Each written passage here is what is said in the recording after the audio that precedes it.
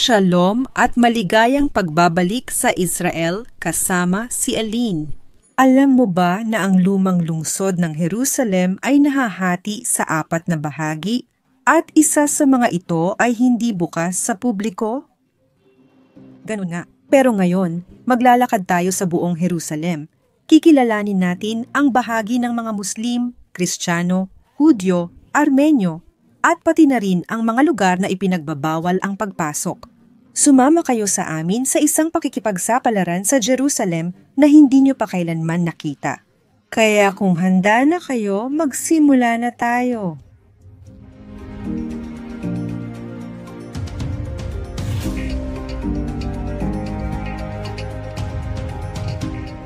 Sa likod natin, makikita natin ang daan ng Damasco na nagbibigay ng direktang daan papunta sa Muslim na distrito na siyang pinakamalaki sa mga distrito ng lumang lungsod.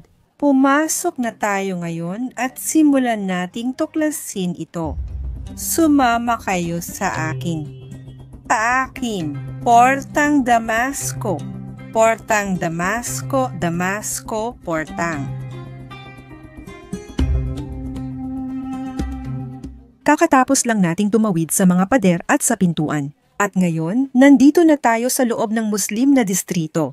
Pero paano tayo makakasigurado na ito nga ang Muslim na distrito? Tumingin tayo sa paligid natin. Una, sa mga kasuotan, makikita natin na karamihan ng mga tao sa paligid natin ay nakasuot ng tradisyonal na kasuotan ng mga Muslim. Maririnig din natin na ang pangunahing wika dito ay Arabe at hindi Hebreo. At ang Muslim na distrito ay kilala rin sa dami ng mga pamilihan na narito. Mayroon para sa lahat ng panlasa at para sa lahat ng budget, at iba-iba rin ang uri ng mga pamilihan. Itong pamilihan na nagsisimula dito sa Damascus Gate ay pangunahing para sa mga lokal na tao. Kaya makikita ninyo dito na nagbebenta sila ng mga damit, gamit sa bahay, talaga namang mga bagay na pang-araw-araw, higit pa kaysa sa mga souvenir para sa mga turista at dayuhan.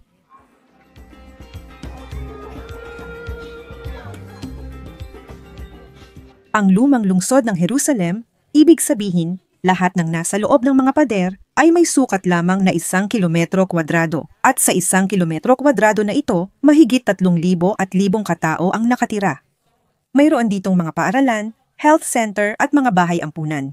Hindi ito isang lugar na pangturista, kundi dito ay isang masiglang bahagi ng lungsod.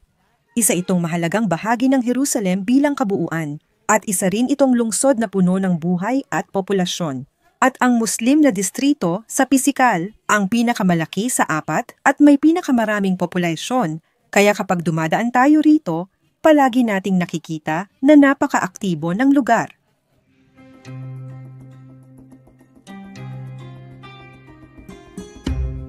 Nagpatuloy kami sa paglalakad sa Muslim na distrito at bigla kaming nakatagpo ng karatulang ito. Ang pangalan ng kalsadang ito ay Via Dolorosa. Via Dolorosa. Ito ang daang nilakaran ni Jesus habang pasan niya ang krus mula sa sandali ng kanyang paghatol, pagkondena at paghagupit na naganap ilang metro lang mula rito sa direksyong ito. At sa buong daan ng Via Dolorosa, dala-dala niya ang krus hanggang sa lugar ng kanyang pagpapako, libingan at pagkatapos muling pagkabuhay. Pero ano ang ginagawa ng isa sa pinakamahalagang daan sa mundo ng Kristiyano dito sa gitna ng isang baryong Muslim? Ito ang realidad sa Israel. Ang baryong ito ay hindi lang para sa mga Muslim. Ang baryong Muslim ay tinutukoy kapag karamihan ng nakatira, namumuhay at nagtatrabaho rito ay mga Muslim. Sila ang nagbibigay pagkakakilanlan sa baryo. Pero tulad dito, sa isang gilid ay may mosque. At dito rin sa gusaling ito ay may simbahan. Dahil maglalakad tayo sa Kristiyanong baryo at makakakita rin ng mosque sa Hudyo na baryo, di ba? Ibig sabihin, may halo-halo talaga sa pagitan ng mga baryo. Walang linya sa lupa na nagsasabing hanggang dito lang ang mga Hudyo, hanggang dito lang ang mga Kristiyano, wala namang ganon. Lahat o pwedeng tumira, magtrabaho at mamuhay sa kahit anong baryo, pero may mga baryo na may karamihan. At dahil dito, sa baryo na karamihan ay Muslim, may ilang mga lugar na mas sagrado, mas mahalaga sa kasaysayan ng Kristyanismo at pati na rin kay Jesus. tulad ng Via Dolorosa. Musika, musika.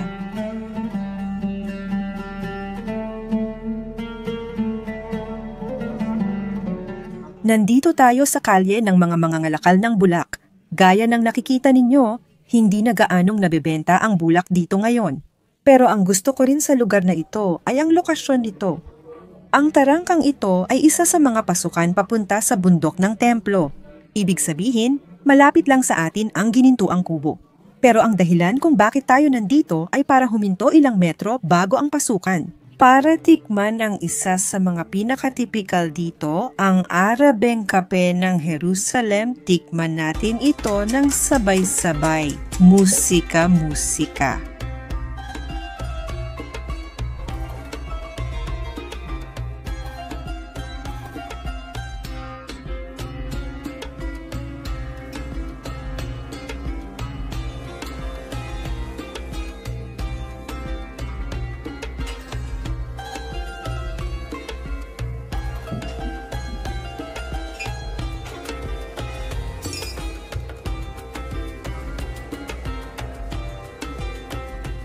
Dumating na ang ating kape, musika.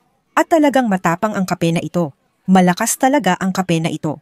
At ito ay kape na may hell na mga pampalasa, lalo na ang kardamomo. Ang bango ng kape na ito, pero ngayon oras na para talagang tikman.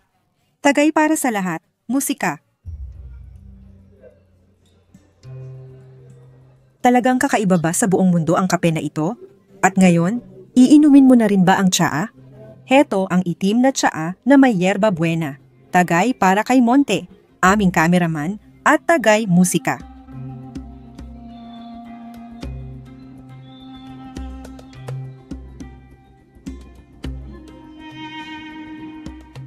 Sa likod, kita ang pasukan ng Lagusan at sa dulo nito, nagsisimula na ang Jewish na barangay.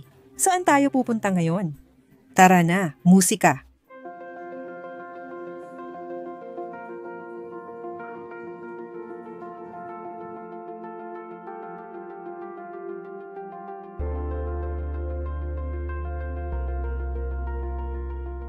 At tingnan ninyo dito, sa likuran, makikita na natin ang pader ng Panaghoy na isang orihinal na bahagi na nanatili mula sa kompleks ng ikalawang templo ng Jerusalem. Isang lugar, ayon sa Biblia, na napakahalaga, isang lugar ng pananampalataya para sa mga Hudyo at mga Kristiyano hanggang sa kasalukuyan. At isa ito sa mga pinakamataong lugar dito sa Jewish Quarter, na sisimulan na nating tuklasin ng sabay-sabay. Musika.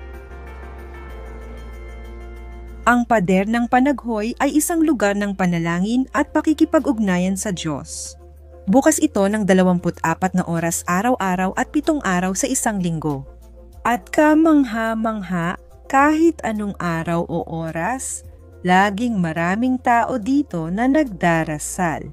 Pumunta ako dito sa mga araw na literal na umuulan ng niyebe. At kahit ganoon, may mga tao pa rin pumupunta dito para magdasal sa Diyos. Musika. At kung nagpaplano kayong maglakbay papuntang Jerusalem, tandaan ninyo na tuwing Shabat, hindi pinapayagan ang pagkuha ng mga larawan dito. Kaya tuwing Biyernes ng gabi at Sabado sa araw, hindi ka pwedeng kumuha ng mga larawan. Kung pupunta kayo dito tuwing Lunes at Huwebes ng umaga, ito ang mga araw ng bar mitzvah at kasiyahan. Ito ang araw na makikita ninyo dito ang maraming musika, sayawan at kasiyahan. Musika. Pero, kahit anong araw at oras, laging may malalim na pananampalataya dito, musika.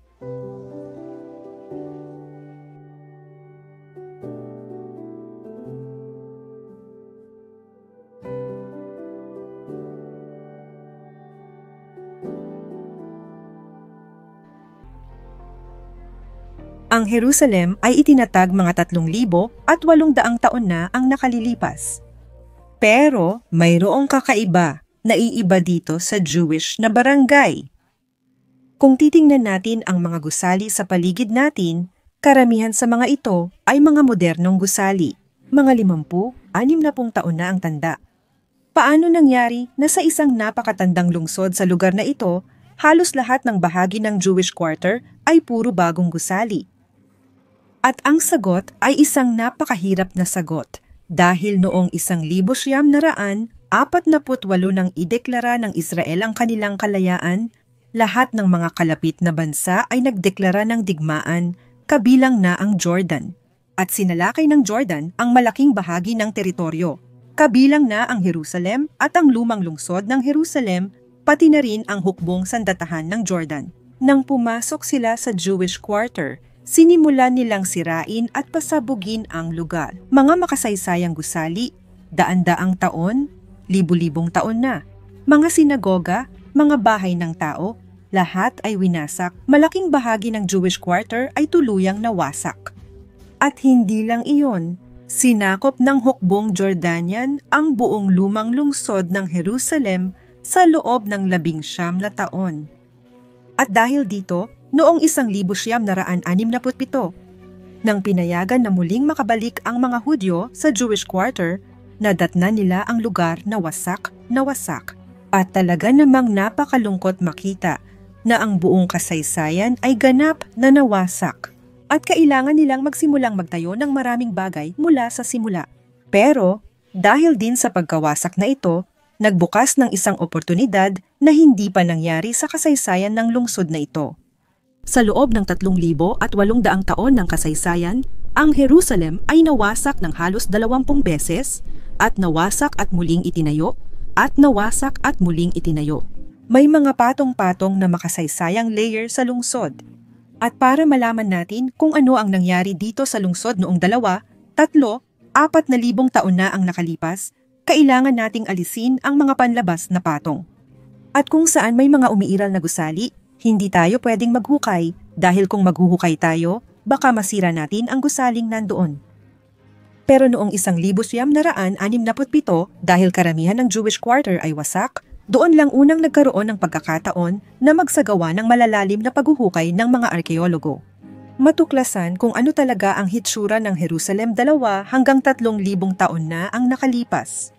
At isa sa mga pinakakamanghamanghang natuklasan dito, dahil sa pagkawasak na iyon, ay ang makikita dito sa likod ko.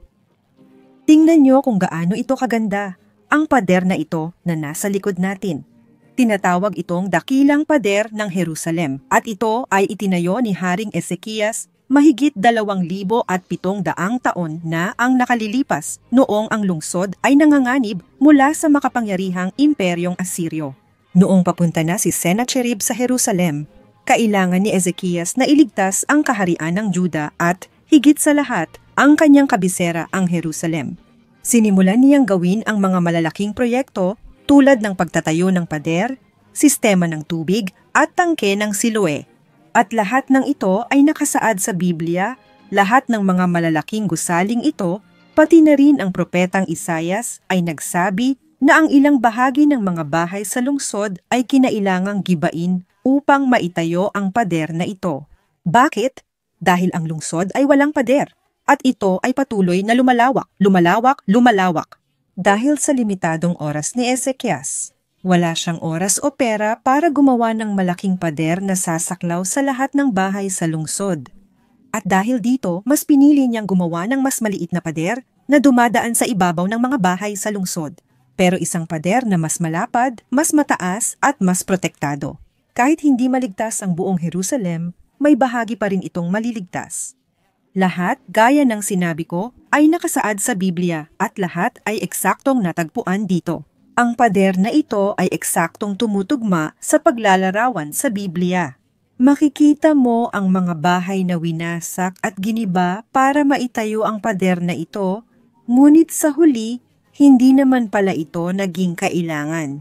Dahil nagpadala ang Diyos ng isang anghel na pumatay ng 100 at 85,000 sundalong Asiryo sa parehong gabi habang nasa labas pa sila ng mga pader. At sa ganoon, naligtas ang Jerusalem at Huda.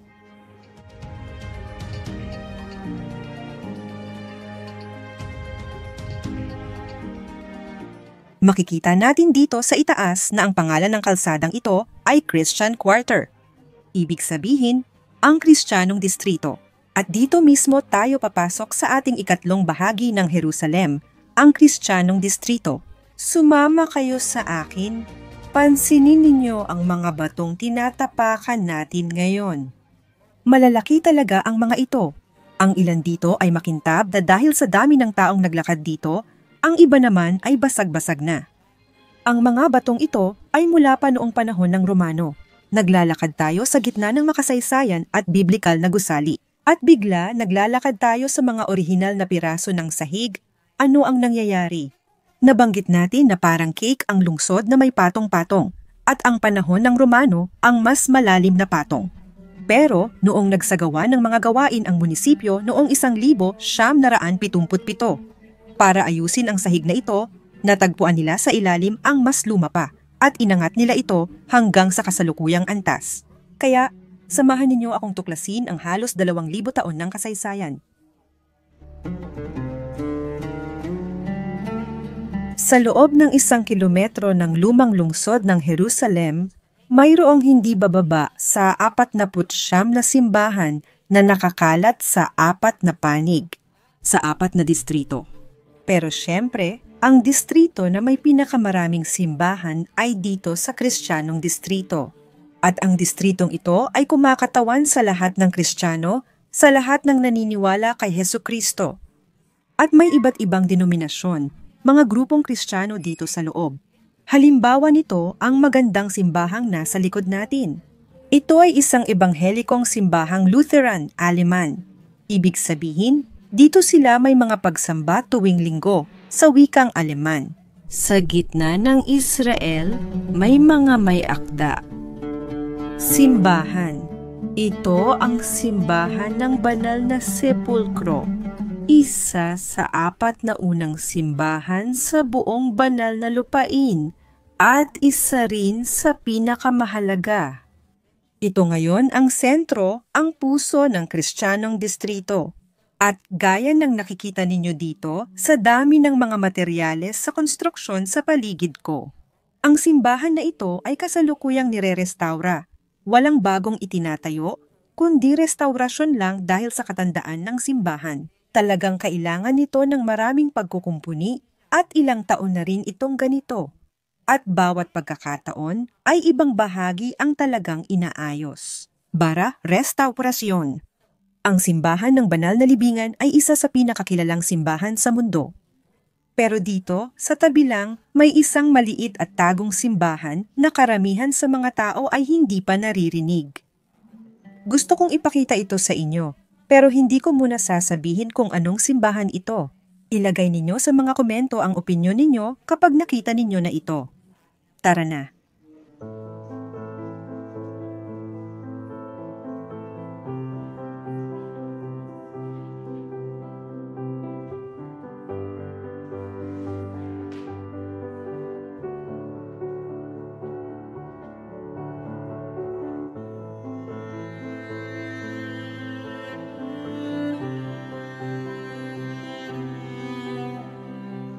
Nandito na tayo ngayon sa loob ng simbahang Ethiopia, isa sa mga pinakamatandang kongregasyong Kristiyano sa mundo. At ang Ethiopia at Israel ay konektado na mula pa noong lumang tipan. Ang reyna ng Sheba at si Haring Solomon ay nagkaroon ng makasaysayang pagkikita dito sa Jerusalem. At bumalik siya sa kanyang lupain, dala-dala rin ang bahagi ng karunungan ni Haring Solomon. Naniniwala ang mga taga-Ethiopia na ang pangalan niya ay Makeda, at ito mismo ang ipinapakita ng painting na ito, ang pagkikita ni Makeda at ni Haring Solomon.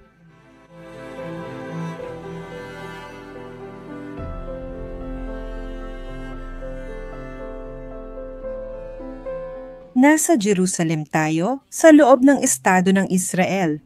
Pero anong bandila ito? Hindi ito ang bandila ng Israel, ito ang bandila ng Armenia. Maligayang pagdating sa Armenian Quarter, ang ika-4 na bahagi ng lungsod ng Jerusalem. Ang tanong ay, ano ang kinalaman ng mga Armenian sa Israel, sa Jerusalem at sa banal na lupain? Dahil sa lahat ng mga bansa, sila lang ang may pribilehiyong magkaroon ng isang sariling distrito para sa kanila. Ang mga Armenian ang unang bansa sa buong mundo na yumakap sa Kristyanismo. At bilang mga Kristiyano, mayroon silang napakatibay na ugnayan dito sa banal na lupain.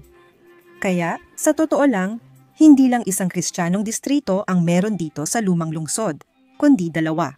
Isa na nakita natin kanina, kung saan may iba't ibang grupong Kristiyano, at ang isa pang distrito ay ito, ang Kristiyanong Armenian na distrito. Paano nagsimula ang pagbabalik loob ng mga Armenian? Paano sila nagbalik loob bago pa ang lahat? Bago pa man ang malawakang pagbabalik loob sa loob ng Imperyong Romano. Nagsisimula ang kwento kay Gregorio, isa siyang Armenian na mula sa isang maharlika at mahalagang pamilya. Ngunit dahil sa mga alitan at agawan ng kapangyarihan, tumakas ang kanyang pamilya mula sa Armenia noong siya ay bata pa. At doon siya lumaki sa Cappadocia na noon ay bahagi ng Imperyong Romano. At doon siya ay naging Kristiyano. At pagkatapos niyang maging adulto, nagpasya si Gregorio na bumalik sa Armenia. Pero sa pagkakataong ito ay para magpalaganap ng ebanghelyo. Ang problema ay nalaman ng hari na si Tiridates ikatlo na isang pagano na tumanggi si Gregorio na mag-alay at sumamba sa mga lokal na Diyos ng mga pagano. At dahil dito, ipinakulong siya. Nakulong si Gregorio ng 14 na taon, ngunit hindi niya nawala ang kanyang pananampalataya. Pagkatapos ng 14 na taon, nagkasakit ng malubha ang hari, at wala ni sino man o anuman ang kayang magpagaling sa kanya. Naalala niya si Gregorio, kaya ipinapalaya niya ito.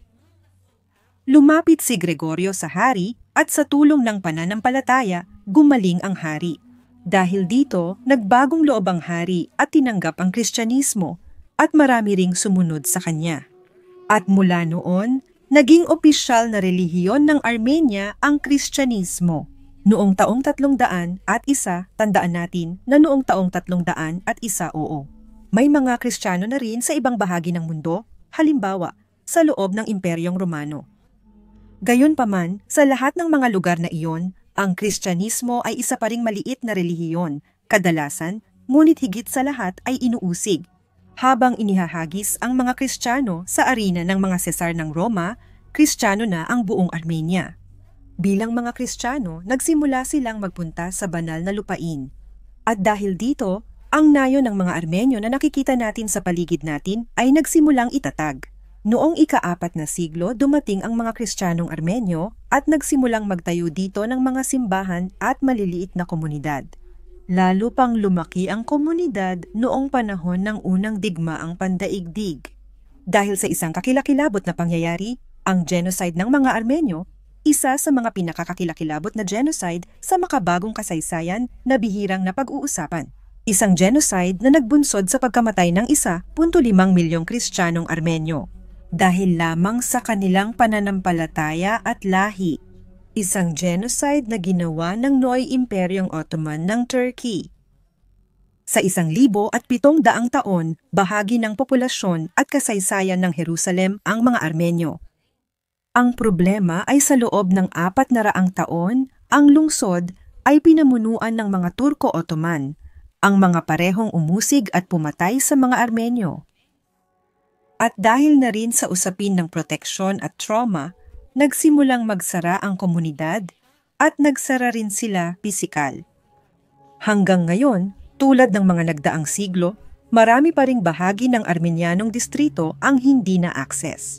Kapag naglalakad tayo rito, ang madalas nating makita ay mga pinto at mga saradong pinto. Buong mga kalye, buong mga bloke ng distrito ay hindi na-access ng publiko. Dahil mismo sa makasaysayang trauma na mayroon sila. Dahil dito, karaniwan nating makikita rito ang monasteryo ng mga Armenyo. Sa pasukan, may malaking karatula sa Arabic, Ingles at Hebreo na nagsasabing bawal pumasok. At ang realidad ng baryong ito na nasa labas ng mga hangganan ng karamihan sa mga taong bumibisita rito, pati na rin ng mga taong nakatira dito. Ang karamihan sa mga taong nakatira sa Jerusalem ay hindi talaga kailanman nakapasok sa loob ng baryo ng mga Armenyo. At ngayon, magkakaroon tayo ng pagkakataong ito, isang natatanging pagkakataon na maglakad sa mga kalyang ito na hindi naaabot, na ipinagbabawal. Maglalakad tayo sa loob at titingnan ang nakatagong baryo ng Jerusalem. Kaya tara na't pumasok tayo. Sa maliit na daang ito, makakapasok tayo sa gitnang bahagi ng Armenyanong baryo, na siyang pinakamaliit sa 4 na bahagi ng Jerusalem at bumubuo lamang ng 14% ng kabuuan ng lumang lungsod. Pero kahit na ito ang pinakamaliit, napakalaking karangalan para sa mga Armenyo na magkaroon ng sariling bahagi dito sa Jerusalem. Iniisip ko na karamihan sa mga bansa sa mundo ay gusto rin magkaroon ng sariling bahagi ng Jerusalem para sa kanila. At ang wikang ginagamit pa rin hanggang ngayon dito sa baryong ito ay ang wikang Armenyo. May sarili silang paaralan, health center at ampunan.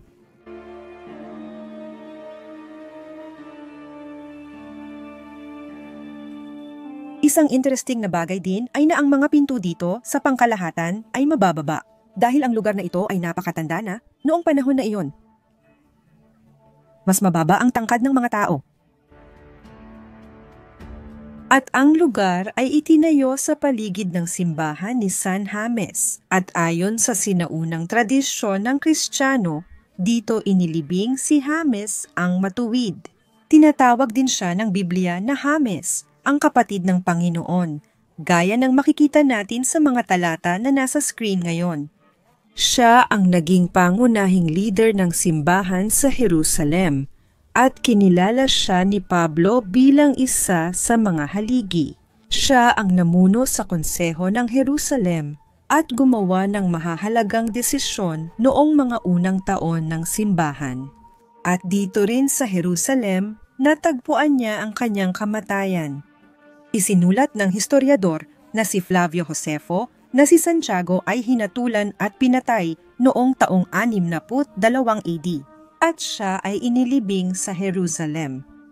At gaya ng nabanggit natin, sinasabi ng sinaunang tradisyon na dito iyon kung saan matatagpuan ngayon ang Armenian na distrito. At ngayon, magkakaroon tayo ng pribilehiyo na makapasok sa simbahan ng mga arkanghel at masaksihan ang papuri ng mga Armenian. At ayon sa tradisyong Armenian, dito sa lugar na ito, tayo papasok.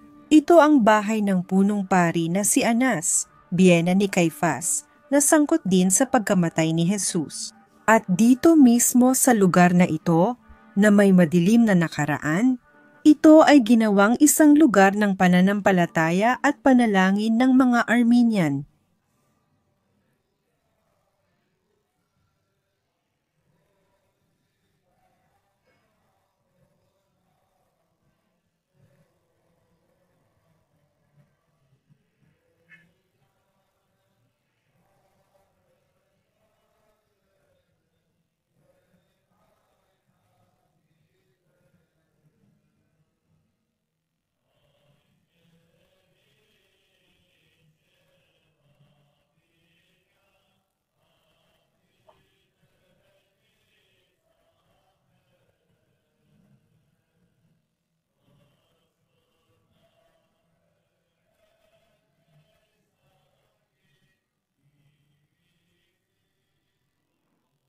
At umaasa akong nagustuhan ninyo ang pagdiskubre sa iba't ibang panig, iba't ibang muka dito sa Jerusalem. Kung nagustuhan ninyo ang video natin ngayon, huwag kalimutang mag-like. Isang malaking yakap at magkita-kita tayo sa susunod na linggo.